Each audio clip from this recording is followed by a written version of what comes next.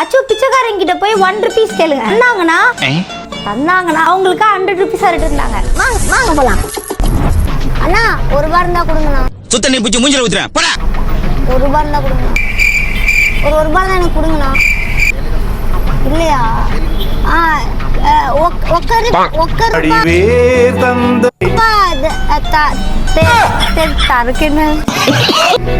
யாரோ யாரோ ஐயோ சிக்னல் வேற போட்டு போறாங்களா? ஐயோ வாங்கிட்டேன். அண்ணா கிட்ட இருந்து 1 ரூபா. ஆனா இப்ப என்கிட்ட அண்ணா இருக்கு. அண்ணா நீங்க 1 ரூபா கொடுத்தீங்களா, அதுக்காக உங்களுக்கு 100 ரூபா.